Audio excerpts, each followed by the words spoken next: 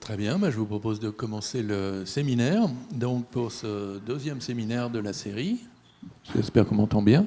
Pour le deuxième séminaire de la série, nous avons donc le plaisir d'accueillir Damien Stehle, donc qui est un grand cryptographe et notamment un grand nom de la cryptographie post-quantique.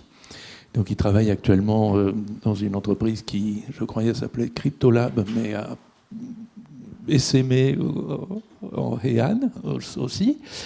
Donc auparavant, il était professeur à l'ENS de Lyon et donc spécialiste de la théorie algorithmique des nombres et notamment de tout ce qui est l'algorithme sur les réseaux euclidiens, qu'on a vu très brièvement dans le cours ce matin.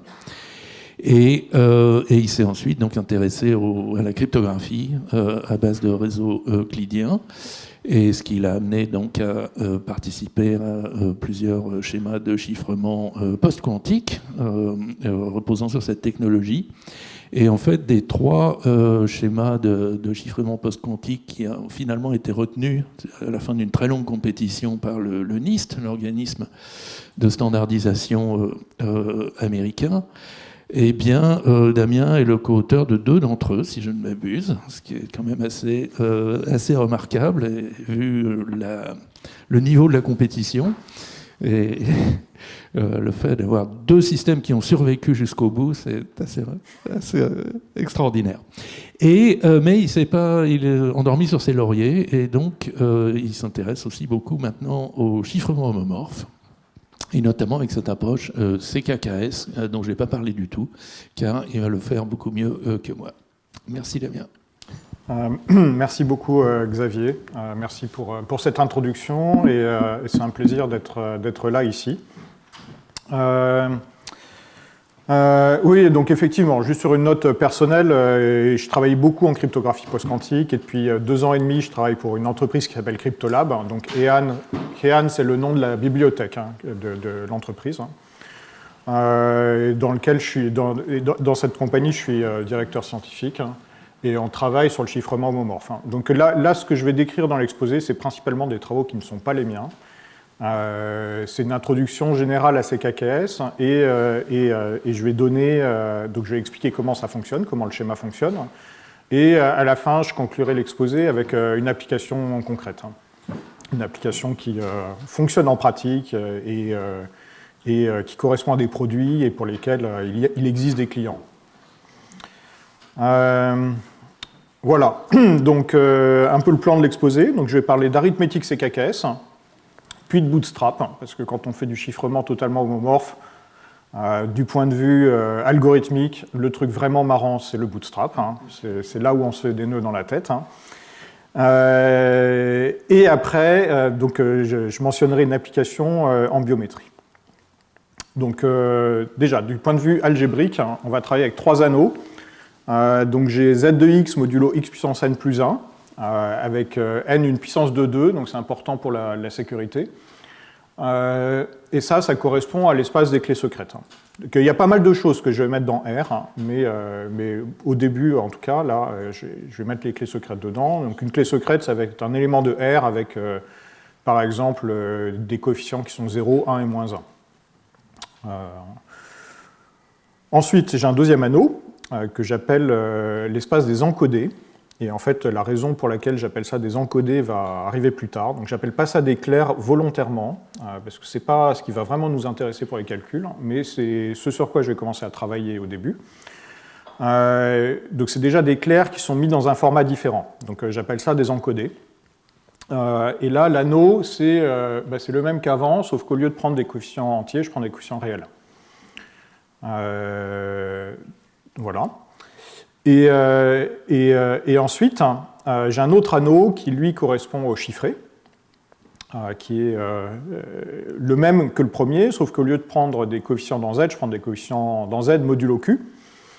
Et là, typiquement, en pratique, on prend Q premier congru à 1 modulo 2n, ou encore mieux, un produit de tels entiers 2 à 2 distincts.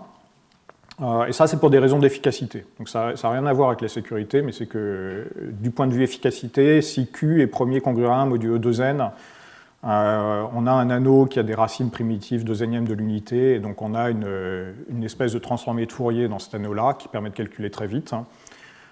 Et si Q est un produit de tels entiers, alors on peut aussi faire des restes chinois et travailler avec les restes chinois, et sur chacun des restes chinois, on peut faire des transformés de Fourier rapides.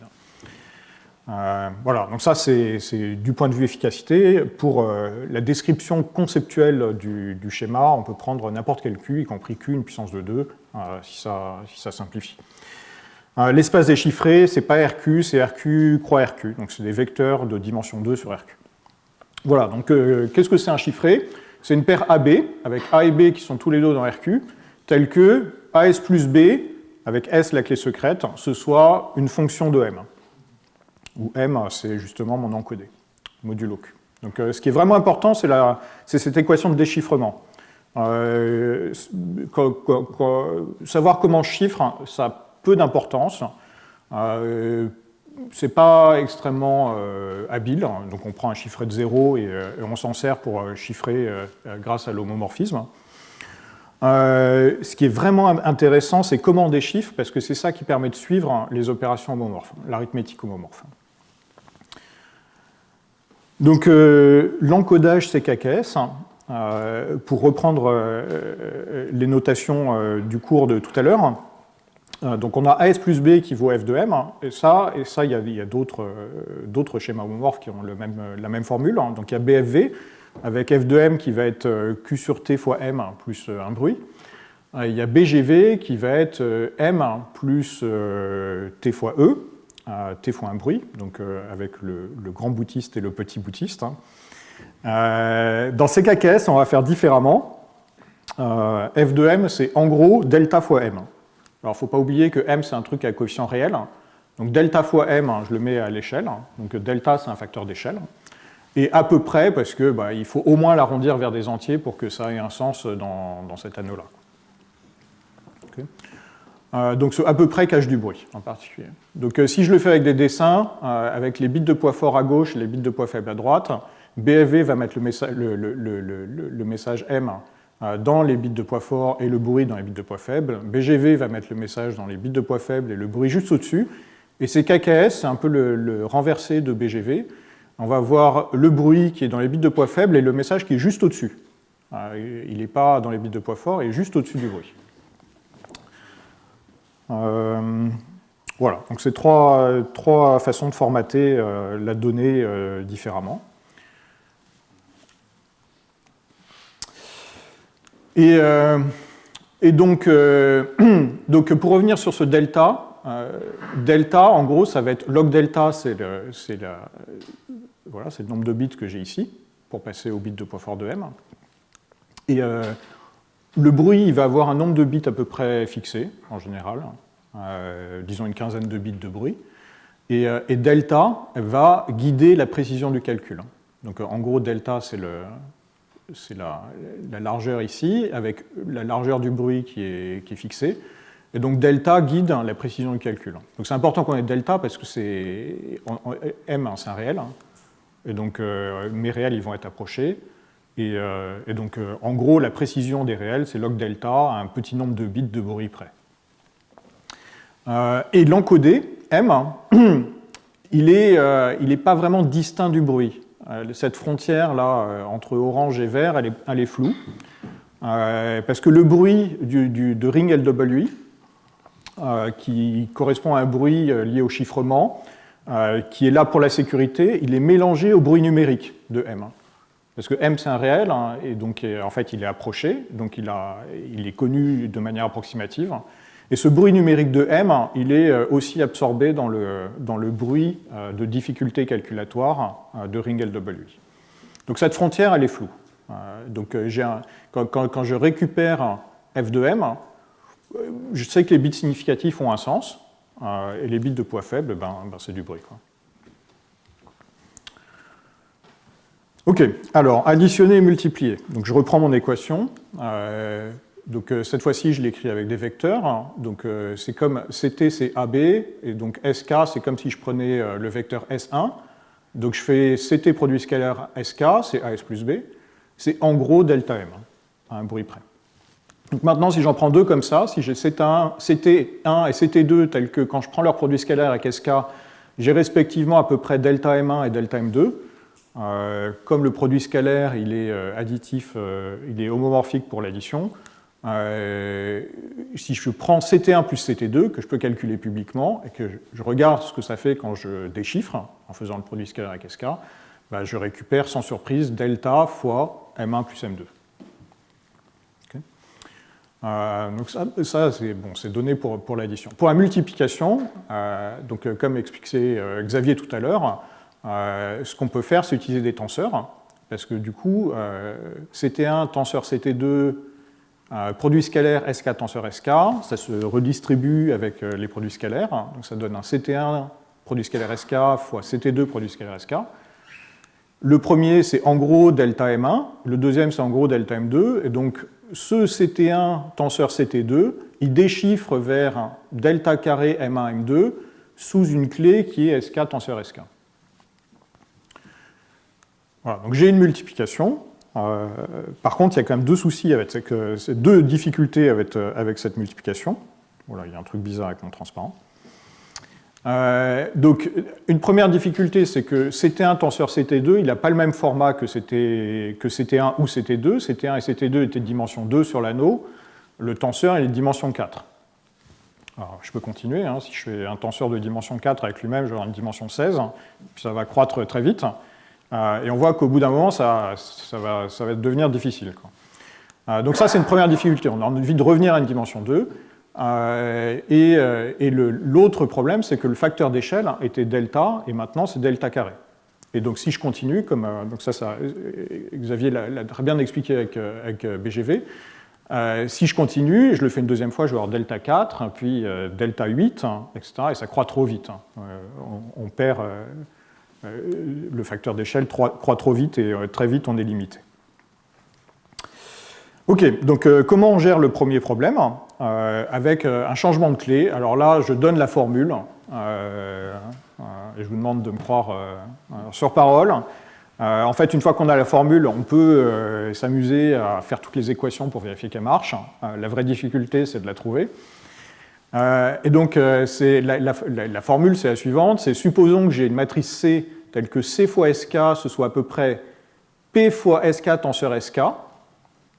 Okay, donc, ma matrice, elle a 2 colonnes pour pouvoir multiplier avec SK, et elle a 4 lignes.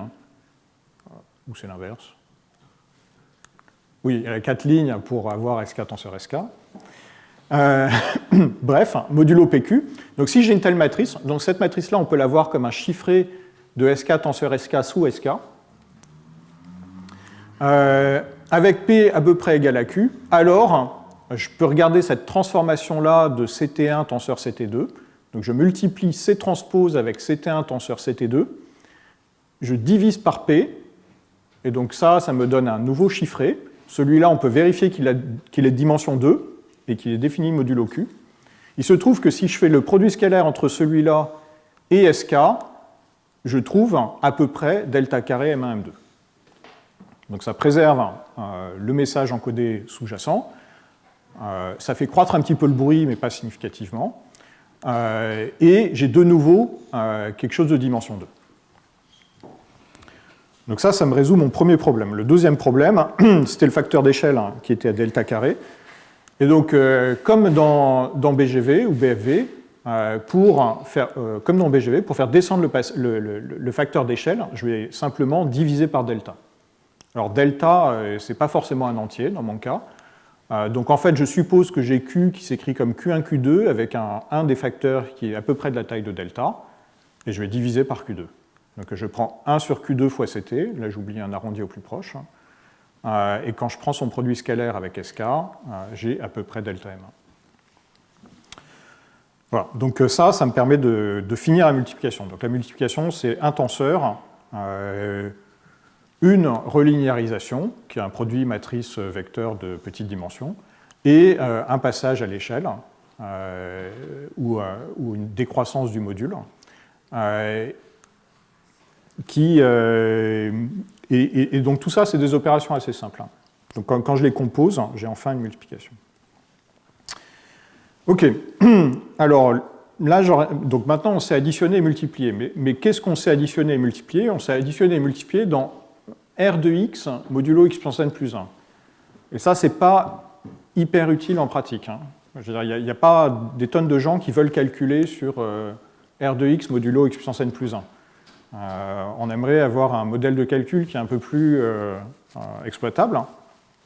Et donc ça, c'est l'objet justement de cet encodage CKKS. Donc j'y arrive.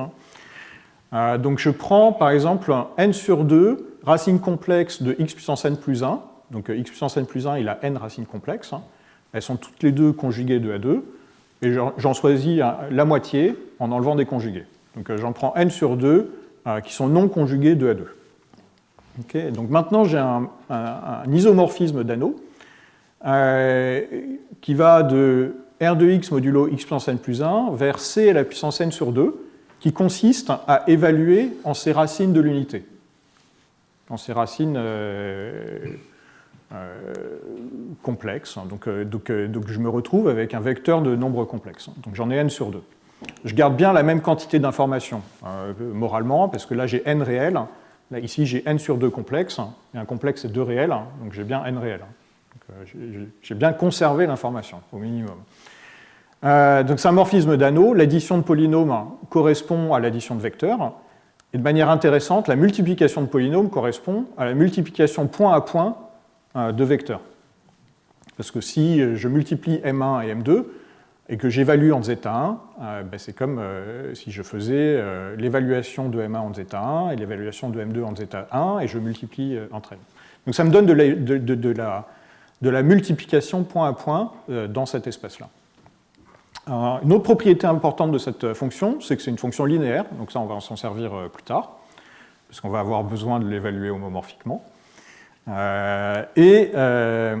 C'est une isométrie. Donc si j'ai quelque chose qui est petit ici, c'est-à-dire un petit coefficient, je vais trouver un petit vecteur en particulier.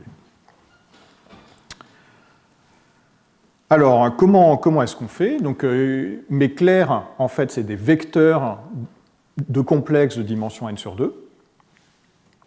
Alors ça peut paraître bizarre d'avoir ce n sur 2, on aimerait avoir n ici, mais en fait le n c'est déjà la dimension de l'anneau, donc c'est n sur 2. Pour l'encoder, j'applique une transformée de Fourier inverse, essentiellement. Alors c'est pas exactement la transformée de Fourier, mais c'est très très proche.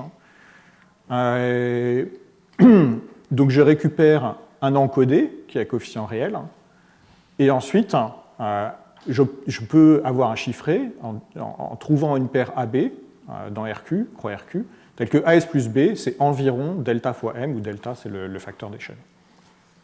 Donc à ce stade, maintenant si je regarde ce que je sais faire sur les encodés, je savais additionner et multiplier des polynômes, mais comme l'encodage, c'est un morphisme d'anneau, je sais aussi additionner homomorphiquement des vecteurs de Claire et multiplier homomorphiquement des vecteurs de Claire.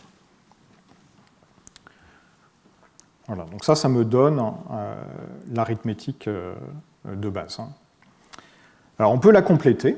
Donc maintenant, je sais additionner point à point des vecteurs, je sais multiplier point à point des vecteurs, mais si j'ai que ces deux opérations-là, je ne peux pas mélanger les coordonnées. La deuxième coordonnée n'interférera jamais avec la première si je sais juste additionner en parallèle et multiplier en parallèle. Donc pour faire ça, on utilise les automorphismes de l'anneau. Donc là, cette fois-ci, je prends z de x modulo x puissance n plus 1. Bon, ça marche aussi bien avec R de x. Et donc, j'ai deux types d'automorphismes. J'ai l'évaluation en x puissance 5. Donc, qu'est-ce que ça veut dire? Je prends m de x, et au lieu de l'évaluer en x, je remplace x par x puissance 5, modulo x puissance n plus 1. Et alors ça, il se trouve que ça me génère un groupe d'ordre n sur 2. Donc après, je peux évaluer modulo x puissance 5 au carré, x puissance 5 au cube, x puissance 5 à la puissance 4, etc. etc. Et j'ai aussi l'évaluation en x puissance moins 1, qui ne fait pas partie des compositions de la première, qui est indépendante. X puissance moins 1, c'est quoi x puissance moins 1 modulo x puissance n plus 1. X puissance moins 1, c'est moins x puissance n moins 1. Parce que quand je multiplie x puissance n moins 1 avec x, je retrouve x puissance n qui vaut moins 1, et avec le signe moins, je retrouve 1. Donc x moins 1, c'est bien moins x puissance n moins 1. Et donc je regarde cette évaluation en x moins 1, ou en moins x puissance n moins 1. Et celle-là a un ordre 2. Donc si je le fais 2 fois de suite, je retombe sur mes pieds, parce que x moins 1, moins 1, c'est x. Ok, donc regardons ce qu'on sait faire avec ça. Donc si je pars de CT, produit scalaire SK, qui vaut à peu près delta M, je peux m'amuser à évaluer en x puissance 5. Donc CT en x puissance 5, produit scalaire SK en x puissance 5, c'est à peu près delta fois M évalué en x puissance 5. Et là, quel est l'effet sur le clair sous-jacent? En fait, ça correspond à une permutation des coordonnées. Donc si j'ai mon vecteur de complexe, que je regarde ce que fait le m en x puissance 5 sur le clair qui est sous-jacent à l'encodé m, ça revient à permuter les coordonnées. Alors envoyer, en fait j'envoie une racine complexe zeta i sur une autre. J'envoie des zeta i sur des zeta sigma de i. Et maintenant je peux aussi évaluer en x-1, et je récupère ct de x-1, qui déchiffre vers delta fois m de x-1 sous la clé sk de x-1. Et là, qu'est-ce que ça fait sur les clairs sous-jacents? En fait, ça revient à conjuguer les coordonnées. Donc celui-là, il me donne la conjugation complexe. Alors là, il y a quand même une subtilité, c'est que maintenant, ça déchiffre plus sous SK, mais ça déchiffre sous SK évalué en x puissance 5, ou ça déchiffre sous SK évalué en x-1. Et donc, il faut revenir à SK. Mais ça, on sait faire, on l'a déjà fait pour la multiplication. Quand on a multiplié, on est revenu de SK tenseur SK vers SK. Et en fait, revenir de SK en x puissance 5 vers SK peut être fait exactement de la même manière. Ok, donc si je résume, voilà l'arithmétique de ces KKS. Donc j'ai un espace d'éclair qui est C puissance n sur 2, à une certaine précision qui est pilotée par delta, qui est le facteur d'échelle.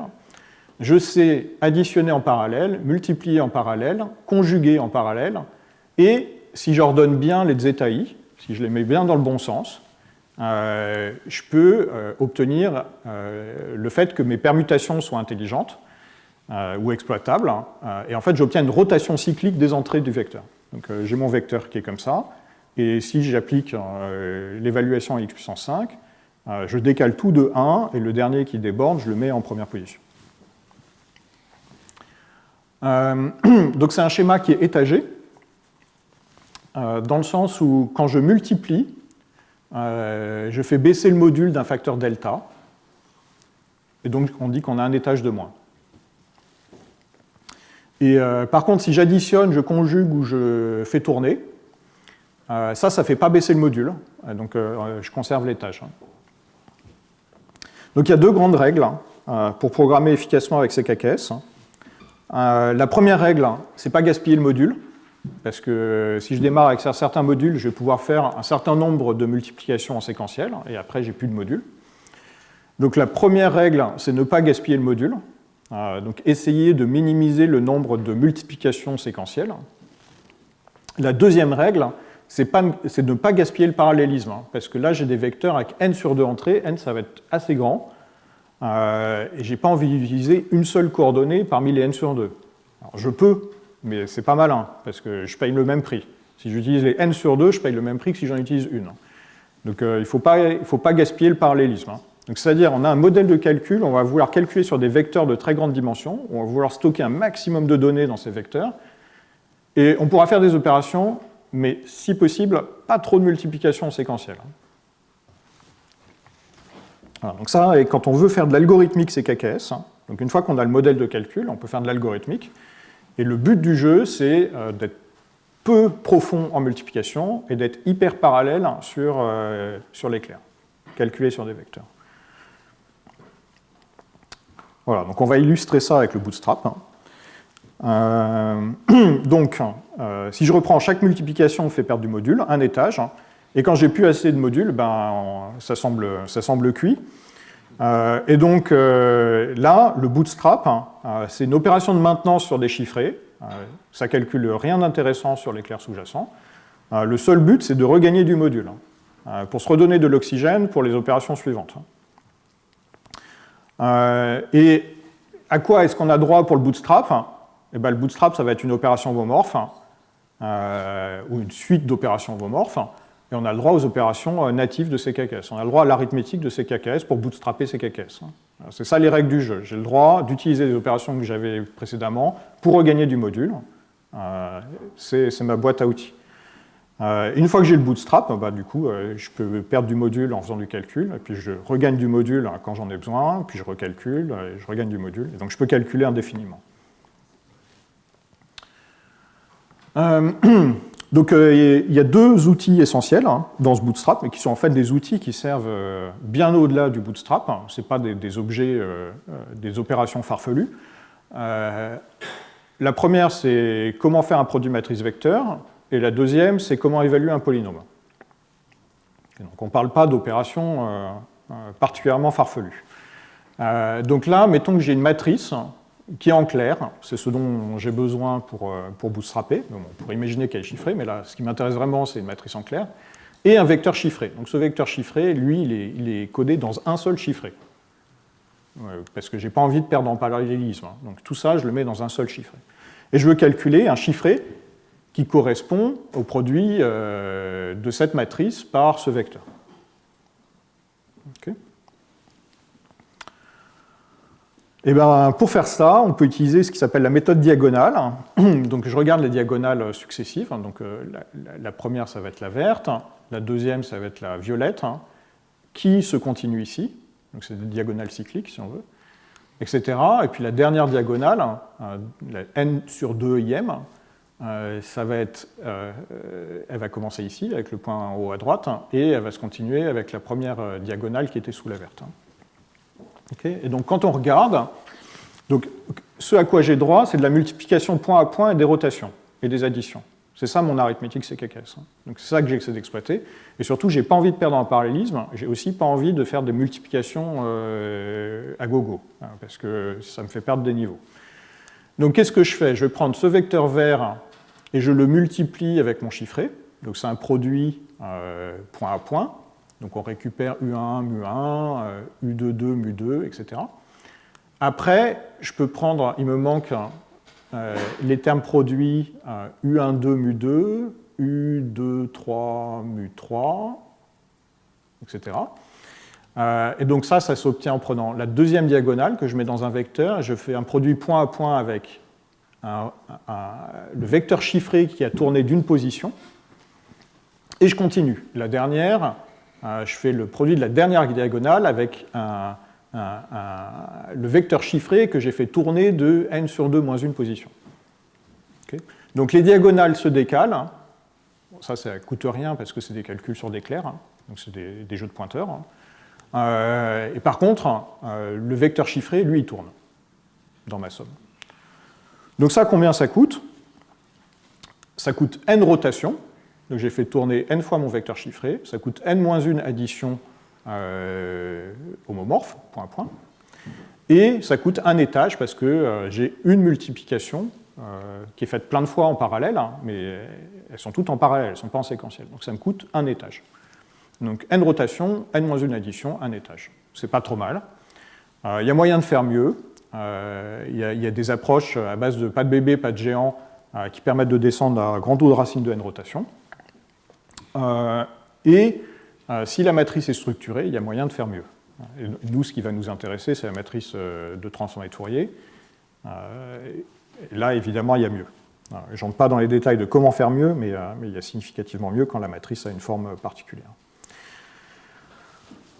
Deuxième opération vraiment fondamentale, l'évaluation polynomiale. Donc mettons que j'ai mu qui soit chiffré, et j'ai p un polynôme qui est en clair. Okay, je veux évaluer la somme des pi mu puissance i, avec d le degré du polynôme. Okay, et de nouveau, j'ai envie de ne pas trop multiplier en séquentiel, parce que je ne veux pas perdre de la profondeur. Donc Hörner, surtout pas, parce que Hörner, profondeur d. C'est la catastrophe ici, Hörner. Donc, au contraire, ce que je vais faire, c'est calculer d'abord les puissances de mu comme ça, en divisant par 2 à chaque fois. Donc, mu puissance 2k, c'est mu puissance k au carré, mu puissance 2k plus 1, c'est mu puissance k fois mu puissance k plus 1. Ça me permet d'avoir une profondeur qui est en log d. Donc, c'est plus malin. Et j'ai le même nombre de multiplications qu'avant. Que si je faisais en Horner, j'en ai d là. J'en ai une par puissance de mu. Ensuite, une fois que j'ai toutes les puissances de mu, j'évalue la fonction linéaire. Donc ça, c'est une profondeur de 1, puisque tout se fait en parallèle ici. Et j'additionne. Donc j'ai 2d multiplication, d addition et log d étage. Log d plus 1 étage. Okay, et en fait, pour le même prix, je pourrais avoir mu qui est un vecteur de complexe et faire tout ça en parallèle sur les différentes coordonnées. Donc pour le même prix, je peux faire la même chose pour n sur 2 points en parallèle. Voilà, donc ça donne un peu d'intuition sur comment on a envie de faire du calcul CKKS. Donc pas perdre en profondeur et essayer de maximiser le parallélisme disponible. Ok, donc là on arrive au bootstrap.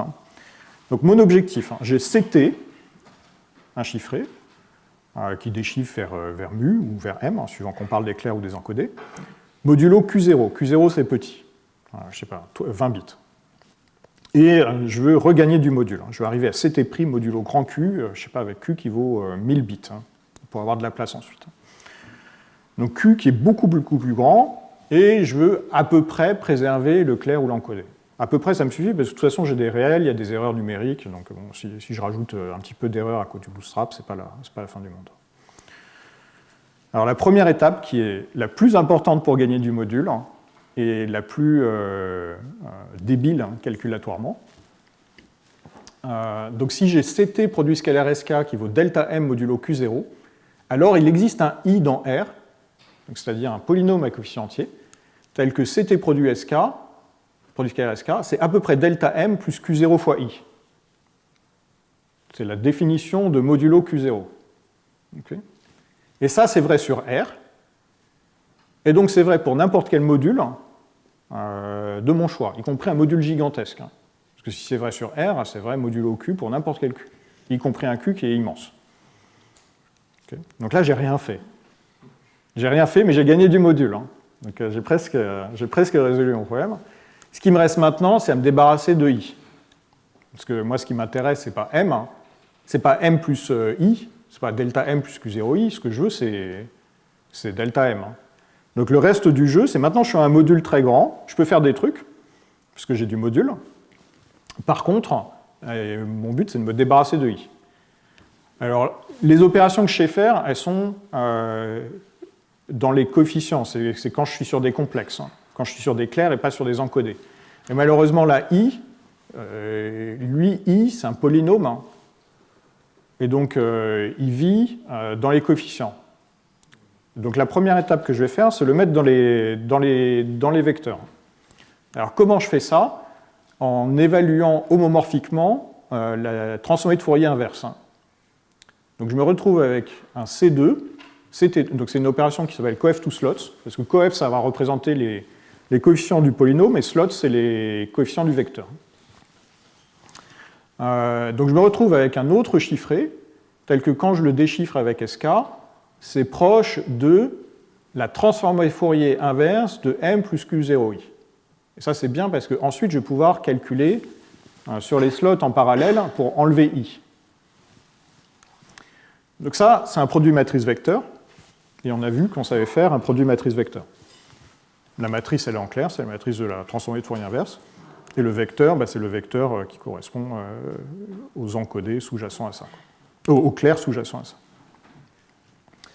Ok, alors ensuite j'ai une étape que je n'explique pas ici, mais que j'explique au prochain transparent. C'est comment me débarrasser de I quand je suis en slot. Donc comment faire une réduction modulo Q0 de manière homomorphe. Mettons que je sache faire, j'explique au transparent suivant comment faire. Je me suis débarrassé de I. À ce stade, j'ai delta fois la transformée Fourier inverse de M. Et ce n'est pas le même format qu'au début. Au début, j'avais delta M.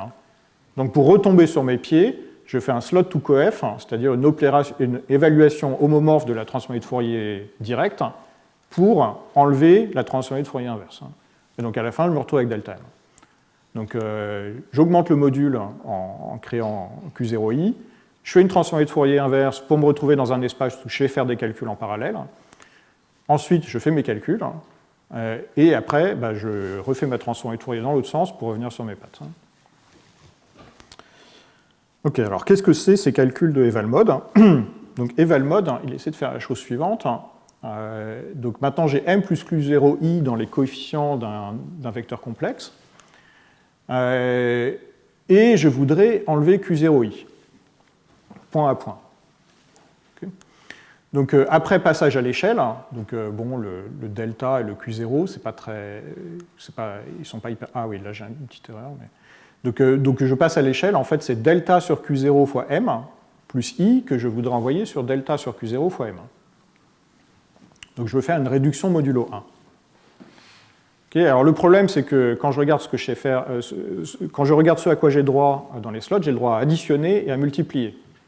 Donc si j'ai l'addition et la multiplication, j'ai les polynômes, et c'est tout. Alors je peux conjuguer, mais ici on ne voit pas très bien comment ça va aider.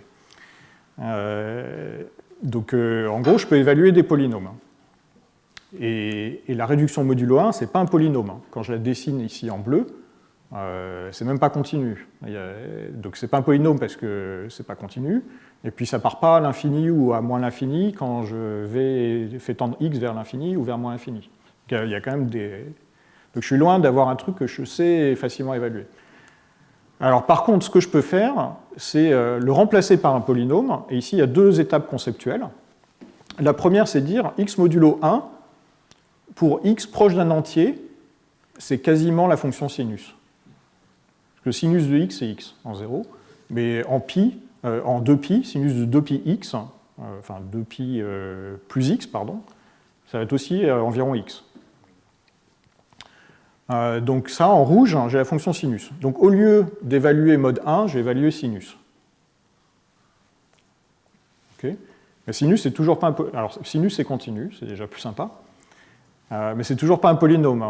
Ça part jamais à plus ou moins l'infini quand j'augmente x ou moins x. Et en fait, il se trouve que je suis intéressé par un nombre fini de périodes. On peut montrer que i n'est pas très grand, donc le nombre de périodes est fini. Et donc ce que je vais faire, c'est approcher sinus par un polynôme sur le nombre fini de périodes qui m'intéresse par un polynôme. Donc j'ai une approximation polynomiale de mon sinus. Et en pratique, on va avoir des polynômes de l'ordre de degrés de l'ordre de 60, ou de 64 ou 128. Les puissances de 2, c'est sympa. 32, c'est trop petit, mais 64 et 128, ça marche bien. Voilà, donc c'est comme ça qu'on fait le eval-mode, qu'on enlève le i, c'est en faisant une évaluation d'un polynôme qui imite un sinus. Alors, est-ce que tout ça, c'est efficace? Donc, le bootstrap, donc j'ai mon étape de transformée de Fourier direct, inverse, puis mon évaluation polynomiale, qui quand même consomme du module aussi, des étages, et mon évaluation de Fourier direct ensuite, tout ça en homomorphe. Donc, on peut se dire que c'est quand même assez laborieux. Donc, ça a été optimisé. Donc, la première description du bootstrap CKK, c'est 2017. Il y a eu des tonnes de papiers dessus. Donc là, je donne la performance actuelle, donc c'est avec la bibliothèque de Cryptolab, et qui est, à ma connaissance, la plus efficace pour le bootstrap. Donc je fais une précision de calcul de 18 bits, c'est-à-dire le delta, lui, il va avoir une quinzaine de bits de plus, parce que l'erreur fait environ 15 bits. Donc j'ai 18 bits de vraie précision. Je fais 15 étages de calcul effectif. C'est-à-dire, une fois que j'ai bootstrappé, je peux multiplier 15 fois de suite en séquentiel avant d'avoir à bootstrapper de nouveau. Et grand N, c'est 2 puissance 16. C'est 65 000. Donc j'ai des vecteurs de très grande dimension. Donc je bootstrap soit 2 puissance 16 réel, soit 2 puissance 15 complexe, à la fois. Donc ça en CPU, c'est de l'ordre de 6,5 secondes, 6,7 secondes, en utilisant quand même des instructions de vectorialisation. Si j'utilise plusieurs fils d'exécution sur le CPU, je descends autour de la seconde. Et ce qui est vraiment intéressant, la vraie performance, c'est la performance GPU, où là, on tombe à 14 millisecondes pour le bootstrap. Donc, il y a plus d'un facteur 100 par rapport au CPU avec un seul fil. Et là, c'est important de prendre un peu de recul et se dire, mais est-ce que c'est pertinent, cette comparaison ? Quel est le bon temps de calcul? Parce que là, je donne 3 temps de calcul et ils diffèrent par 3 ordres de grandeur. Donc, quel est le bon temps qu'il faut retenir? Et moi, mon point de vue, c'est le temps GPU. Parce que, typiquement, si on fait du calcul homomorphe, le calcul, il est public. On va souvent faire du calcul homomorphe pour déléguer un calcul. Et donc, ce n'est pas moi avec mon téléphone qui vais faire mon calcul. C'est le calcul, il va être délégué à un serveur. Il va être délégué à un fournisseur de calcul sur Internet, dans une ferme de machines quelque part. Et ils peuvent acheter des machines dédiées. Donc, ils peuvent acheter des GPU, ou mieux. Et donc, pour moi, c'est normal, quand on regarde l'efficacité du chiffre homomorphe, c'est normal de regarder quelle est l'efficacité pour la machine qui va vraiment faire le calcul ensuite, quand c'est déployé. Et là, après, en termes de prix, on ne triche pas trop, parce que c'est un CPU qui est très haut de gamme, celui que je présente ici, et c'est un GPU qui est un GPU de gamer. C'est-à-dire, je ne sais pas si vous avez des ados, peut-être ils voudront acheter ça pour jouer à je ne sais pas quoi sur l'ordinateur. Ce n'est pas le GPU acheté par Amazon pour ses serveurs. Donc on est dans le même ordre de prix. Alors c'est un ado de luxe quand même. Mais bon, on reste dans cette catégorie-là. Donc ce CPU, il a à peu près le même prix que le GPU. Donc après, si j'essaie de mesurer le débit, donc c'est un calcul qui est intéressant à faire pour avoir les ordres de grandeur. Donc j'ai 2 puissance 16 réels sur lesquels je peux faire 15 multiplications à 18 bits de précision en 14 millisecondes. Okay, donc ça me donne 70 millions de multiplications à 18 bits par seconde. Donc on entend souvent que le chiffre homomorphe, ce n'est pas efficace. C'est moins efficace qu'un CPU à 3 GHz, mais ça fait 0,1 GHz. On est dans des échelles de grandeur où on peut exprimer avec les mêmes unités. Voilà, donc du coup, je vais donner une application. Alors au début, j'avais prévu de faire plusieurs applications, mais alors en fait, quand on parle d'application, c'est toujours très très compliqué d'expliquer les tenants, les aboutissants, etc. Donc je vais en faire qu'une, et je vais essayer autant que possible de la faire bien. Pour expliquer d'où ça vient et qu'est-ce qu'on peut faire et qu'est-ce que ça implique. Donc c'est une application biométrique. Donc quand on a de la biométrie, on a une extraction de caractéristiques biométriques. Donc comment ça se passe? Donc j'ai soit une empreinte, un visage ou une iris. Donc ça c'est les principaux vecteurs biologiques qu'on peut vouloir extraire. Après, on fait un truc avec. Donc, je sais pas, je prends une photo, je les scanne, je sais pas ce que je fais avec. J'ai une espèce de calcul et ça transforme ça en un vecteur biométrique. Donc, c'est la manière dont ça se passe dans les outils modernes. C'est un vecteur qui peut avoir une dimension entre, disons, 128 et entre 2 puissance 7 et 2 puissance 14, on va dire.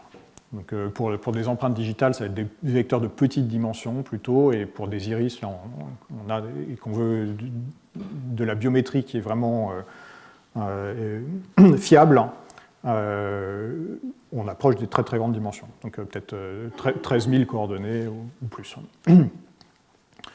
Voilà, donc j'ai une espèce de machine qui me transforme ça en un vecteur.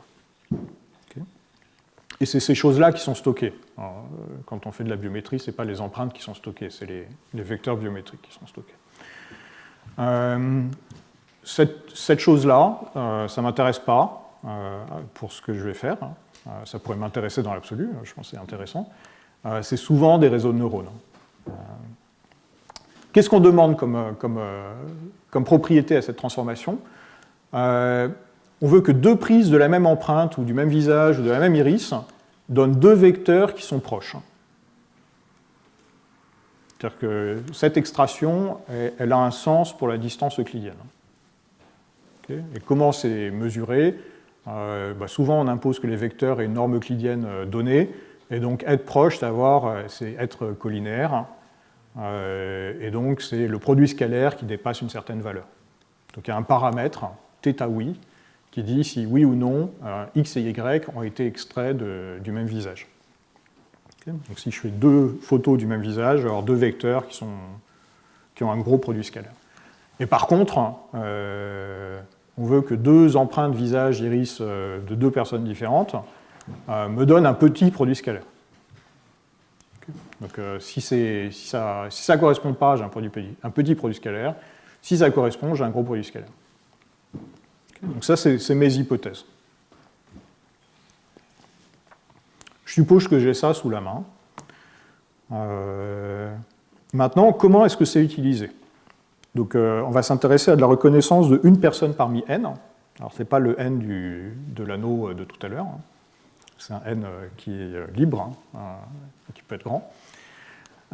Donc, je stocke une base de données de n vecteurs biométriques. Donc, je ne sais pas, j'ai 100 000 individus et je les stocke par leurs vecteurs dans une base de données.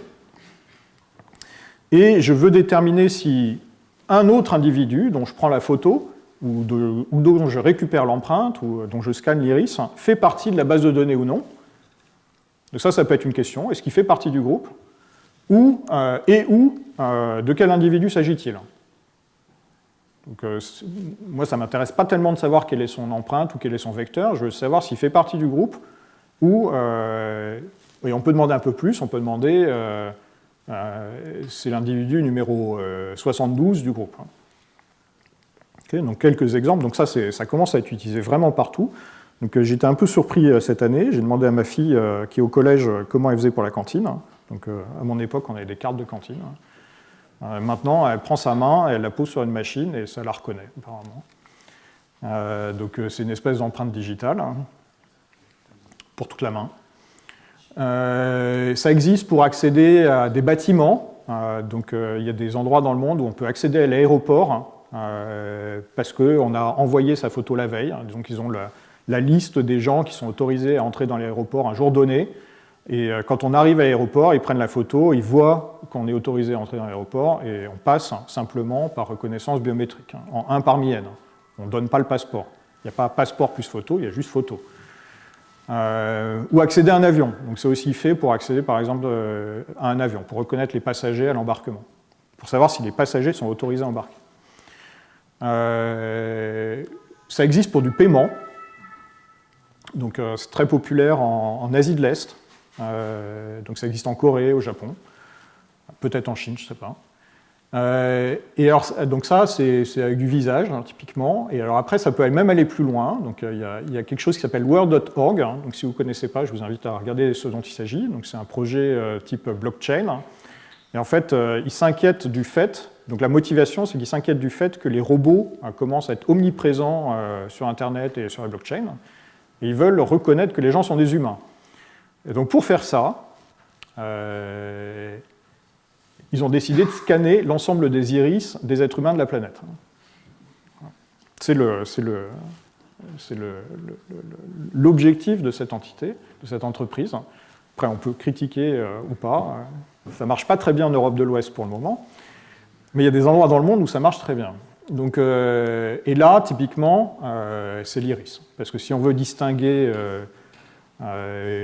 parmi 5 ou 10 milliards d'habitants, les empreintes digitales, ça ne marche pas. Il faut aller sur des trucs qui sont beaucoup plus précis, et ça va être des iris avec des vecteurs qui sont de très très grandes dimensions. Dans tous ces cas-là, quel est le calcul? En entrée, j'ai un vecteur et une matrice. La matrice, ça va être stocké quelque part. Le vecteur, il arrive, c'est quelqu'un qui veut s'identifier. Et je fais un produit matrice-vecteur. Ça me calcule tous les produits scalaires d'un coup, avec toute la base de données. Et je veux savoir si un de ces produits scalaires, ou une des coordonnées du produit matrice-vecteur, est plus grande que θ oui. Et éventuellement, je veux savoir laquelle. Okay, donc c'est ça le calcul qu'on doit faire, qui est effectué.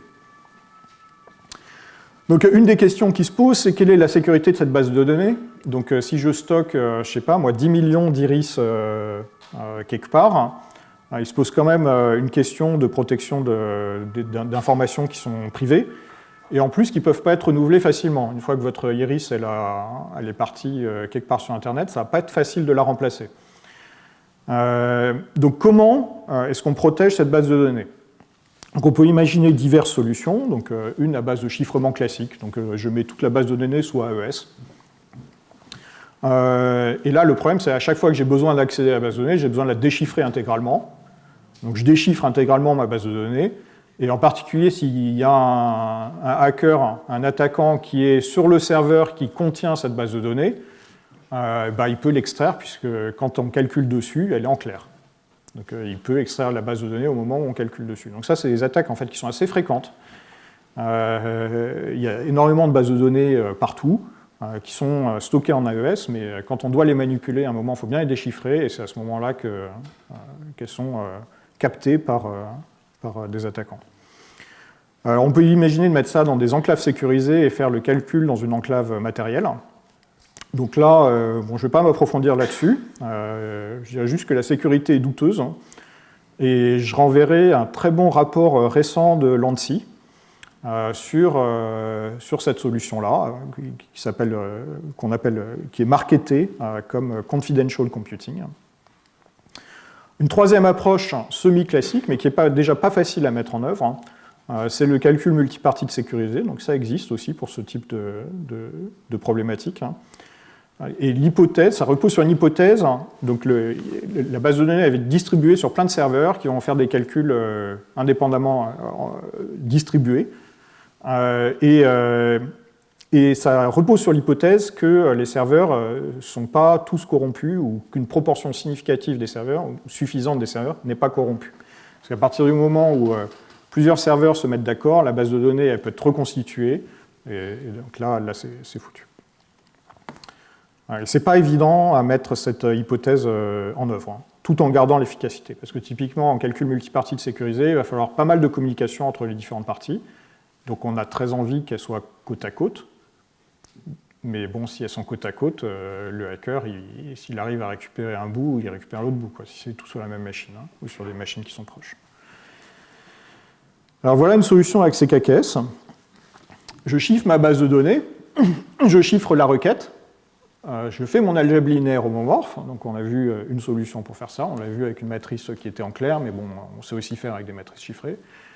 Et ensuite, on compare au seuil. Alors, ça, c'est le schéma général. Donc la comparaison, on peut l'approcher par un polynôme en particulier. Donc on obtient un chiffré, à la fin de ça, on obtient un chiffré qui contient 1 dans la possible entrée qui correspond, et 0 dans toutes les autres. Donc si l'individu fait partie du groupe, j'ai un vecteur qui a que des 0 et un 1, et le 1 il est dans la position de l'individu, et si j'ai un individu qui ne fait pas partie du groupe, j'ai que des 0. Alors là, je voudrais faire une remarque, c'est important de ne pas déchiffrer la base de données fois x, et de ne déchiffrer que le résultat de la comparaison au seuil. Voilà, on a vraiment envie de faire ça parce que c'est beaucoup plus facile de calculer le produit scalaire homomorphiquement que de faire la comparaison homomorphiquement. Ça, c'est pas cher comparé à ça. Le problème, c'est que si un attaquant apprend des x et des BD fois x, au bout d'un moment, il va retrouver BD, juste par algèbre linéaire. Donc c'est vraiment important de ne divulguer que ce bout-là. Pour minimiser le coût de la communication, mais aussi le coût de cette algèbre linéaire, c'est intéressant de calculer ce produit matrice-vecteur avec un petit module. Ça fait moins de données à transmettre, et le coût du calcul il est proportionnel au module. Et donc plus le module est petit, plus on est content en termes d'efficacité. Donc on va faire tout ça un module qui est super bas, le plus bas possible.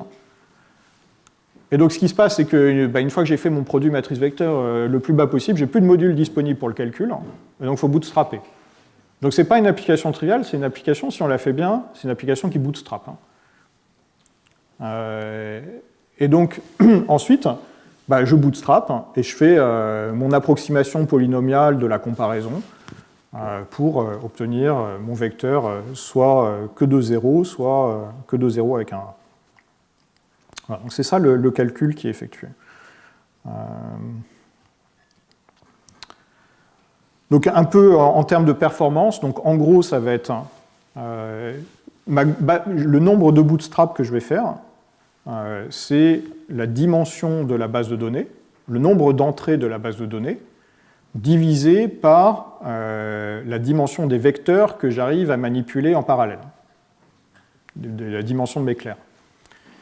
Dimension de la base de données divisée par la dimension d'éclair me donne le nombre de bootstraps. Donc par exemple, si je prends 65 000 vecteurs, donc 65 000 c'est la dimension que j'avais tout à l'heure pour mon anneau, j'avais un bootstrap en 14 millisecondes. Bon, là, il y a un peu plus de calcul que le bootstrap, parce qu'il faut aussi faire l'évaluation polynomiale.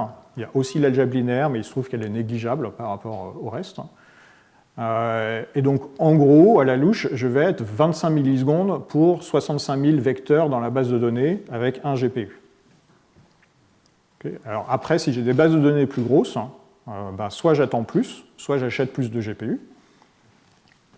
Et donc, pour passer un peu à l'échelle, j'ai comparé à ce qu'on pouvait faire en 1 seconde. Je peux faire une reconnaissance avec cette performance-là, faire une reconnaissance de une personne parmi 2,6 millions en 1 seconde avec un seul GPU. Voilà, donc par exemple, tester l'entrée dans un aéroport, on est largement au-delà de ces nombres-là pour le volume de visiteurs d'un aéroport en un jour. On est très au-delà. Et après, bon, si on a envie de faire 50 millions de personnes, je sais pas, moi j'achète 20 GPU. 1 seconde, c'est important parce que c'est un temps de latence qui correspond à ce qui est acceptable sur Internet, par exemple.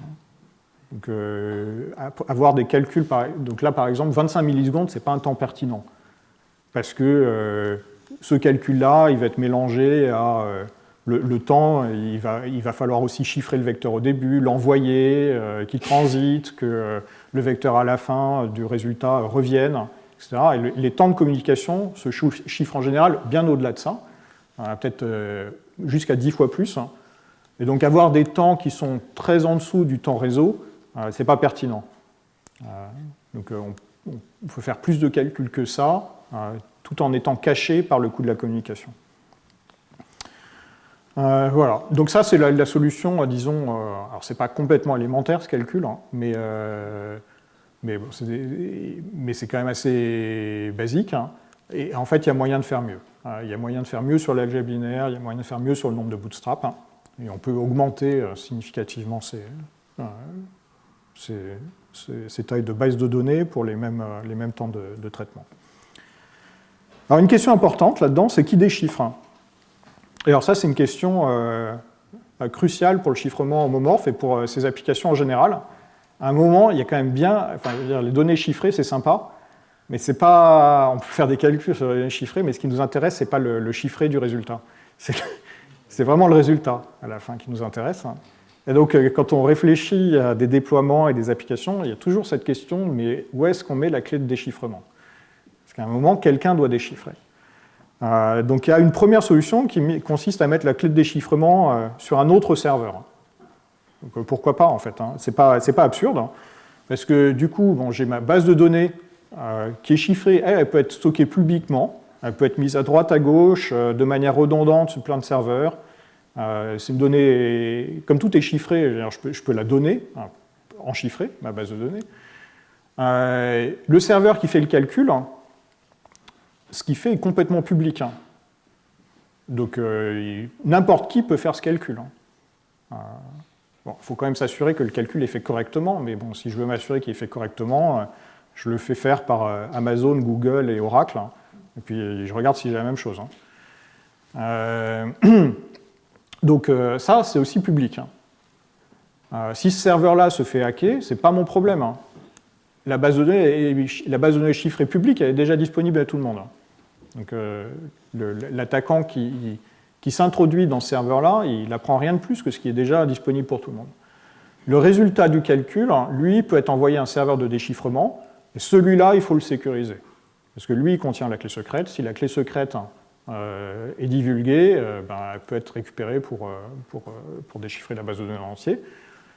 Mais ce qui est important, c'est que ce serveur-là, il a juste la clé secrète à protéger. Il n'a pas une base de données de je ne sais pas combien de gigaoctets, il a juste une clé secrète à protéger. Et le déchiffrement. Le déchiffrement qui est une opération, c'est une multiplication de polynômes. Ce n'est pas une opération qui est particulièrement complexe. Donc ça, c'est une solution. Si on n'est pas content avec un seul serveur qui déchiffre, on peut utiliser des techniques de cryptographie à seuil, donc partager la clé secrète en plein de serveurs différents. Donc je partage ma clé secrète en ici 5 serveurs, peut-être 3 serveurs suffisent pour reconstruire la clé secrète, n'importe quel sous-ensemble de 3 parmi les 5. Et alors ça, c'est intéressant parce que déjà, ça donne une robustesse aux pannes, parce que si celui-là il est en panne, il n'y a plus de service. Ici, si 3 suffisent pour déchiffrer, si celui-là il est en panne, le service continue. Et il y a une sécurité renforcée, dans le sens où maintenant, pour retrouver la clé secrète, il va falloir corrompre au moins 3 de ces serveurs. Et après, rien n'empêche, en plus, de sécuriser chacun de ces 5 serveurs. Voilà, donc là, en fait, ça, c'est des techniques qu'on appelle de chiffrement homomorphe à seuil, mais qui revient simplement à passer dans un format à seuil l'étape de déchiffrement. Voilà, donc c'est la fin de mon exposé. Je donne quelques liens. Pour CKKS, moi je trouve les 2 articles originaux sont pas mal faits pour comprendre comment CKKS fonctionne. Donc c'est ces 2-là. Le premier, c'est sur l'arithmétique CKKS, le deuxième, le bootstrap.